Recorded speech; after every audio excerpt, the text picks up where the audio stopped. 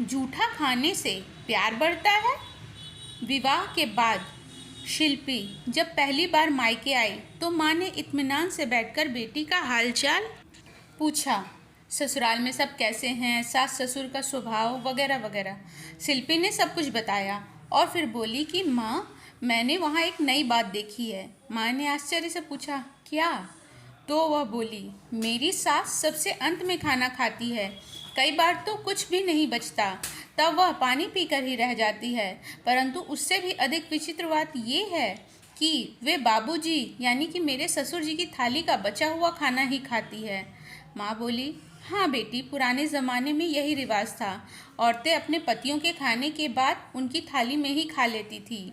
कहा जाता है कि जूठा खाने से प्यार बढ़ता है। लेकिन माँ, आप तो ऐसा नहीं करती और पापा भी थाली में कभी जूठन नहीं छोड़ते। अब समय बदल चुका है बेटी और हम लोग शहर में रहते हैं। गांव में ये चलन अभी भी है, परंतु तुझे क्या, 2 दिन बाद तो तुझे शेखर के साथ मुंबई चले जाना है। छोड़ दो इन बातों को, माँ ने कहा। तो शिल्पी बोली, हाँ मुझे क्या। लेकिन मन ही मन उसने कुछ निश्चय किया।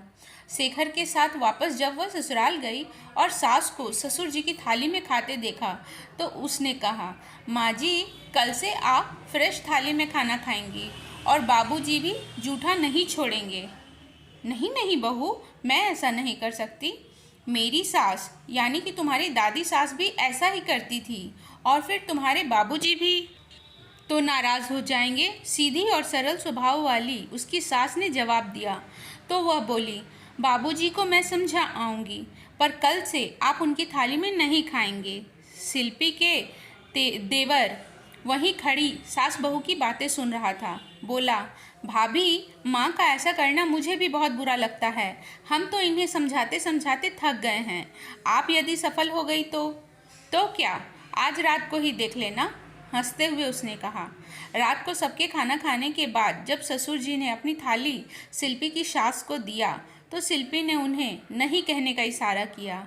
उसकी सास भी शायद अब यही चाहती थी, सो अपनी हिम्मत बटोर कर बोली, मैं इस थाली में नहीं खाऊंगी। आपने जो खाना छोड़ा है उसे मैं गौ माता को खिला दूंगी। सुनकर ससुर जी चिल्लाए, तेरा दिमाग तो ठीक है ना, वर्षों से चली आ रही परंपरा को तोड़ दोगी। अब शिल्पी बोली, बाबूजी, आप एक बार अपनी थाली देखिए, इसमें आधी ही रोटी बची है और सब्जी के नाम पर आलू के 2 टुकड़े।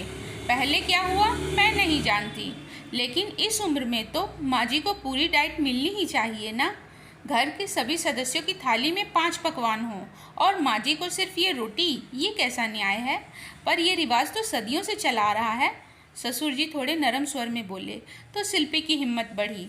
बोली, बाबूजी, पहले हम चिट्ठी द्वारा समाचार देते थे। टेलीफोन आने के बाद चिट्ठी पत्री बंद हो गई। फिर मोबाइल आया तो हर एक के सदस्य के हाथ में हाथों हाथ फ़ोन हो गया। ऐसा होगा ये आपने तो नहीं सोचा था ना, पर हुआ ना बाबूजी। जो बरसों से चला आ रहा है उसे हमें ही तो बदलना है। अब तो माँ जी भी बहू से सास बन गई हैं। अब तो उन्हें उनकी मर्जी का खाना खाने का अधिकार होना ही चाहिए। हाँ बहू, शायद तुम ठीक कहती हो। अभी भी शायद? ससुर जी की बात पर शिल्पी का देवर हंसते हुए बोला तो सभी हंस पड़े। उस दिन के बाद से शिल्पी की सास भी अपनी थाली में सबके साथ बैठकर खाना खाने लगी और ससुर जी ने भी जूठन छोड़ना छोड़ दिया। तो फ्रेंड्स, आपको ये मेरी स्टोरी कैसी लगी ज़रूर बताना अपने कमेंट्स में। और हाँ, वीडियो को लाइक और चैनल को सब्सक्राइब करना ना भूलें।